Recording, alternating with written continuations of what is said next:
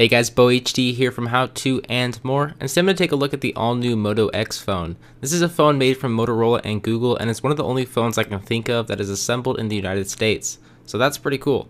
Now if we dive into the Moto X box and take off all that plastic, we are presented with the Moto X phone itself, sitting right on top looking nice and pretty. I can already tell that Google designed this phone as the front has no logos and is very clean to look at.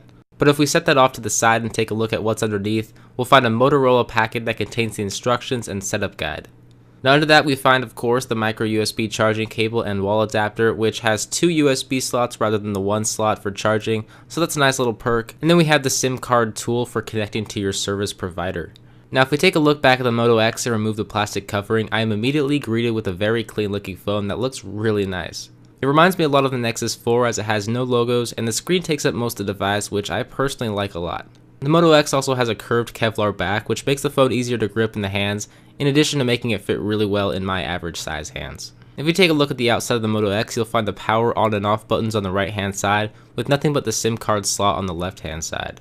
Up top lies the 3.5mm headphone jack and noise cancelling microphone, with the micro USB port at the bottom. On the front is the 2.1 megapixel front facing camera and phone speaker, along with another microphone at the bottom. If we flip this guy over, we'll find the 10.5 megapixel camera, the flash, the loudspeaker, and of course the Motorola logo, which is actually indented into the device and adds a strange but pleasurable texture when holding the device. Now as for my overall first impressions, I was surprised to see this screen doesn't look bad at all, and quite frankly looks just as good as any other high-end phone on the market, even though it does only have a 720p display. And for having a dual-core 1.7 GHz Snapdragon S4 Pro processor inside, I was really surprised to see that this phone is super fast and responsive, especially since this is an outdated processor. I mean, applications open and close fast, and there's really no lagging or stuttering that I could see.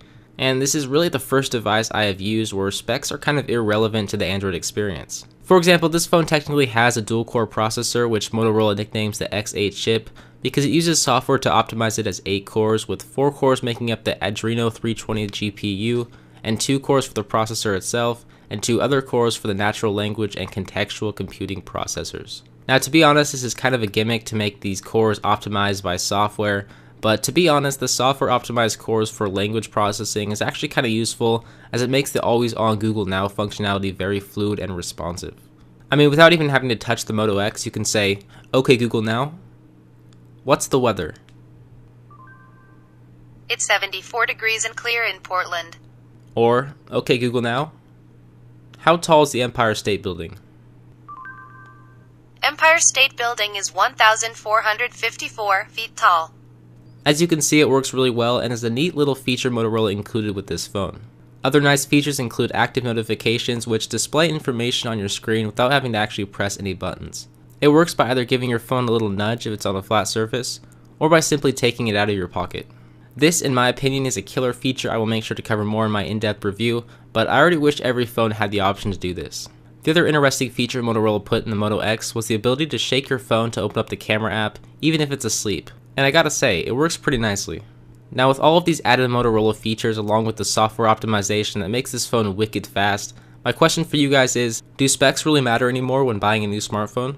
The Moto X might be an exception, but I'm curious to see what you guys have to say, so definitely let me know down below in a comment, and you could be featured in my next video. And if you guys like this video, make sure to subscribe either up above or down below to be notified of all my upcoming reviews, including my upcoming Moto X review. But that will about do it for this video, guys. If you haven't checked out my review of Google's Chromecast or the new Nexus 7, you should definitely do so right here, or down below in the description bar in case you're watching this on a phone or a tablet. But as always guys, I'm Bo HD from How To and More. Thanks for watching.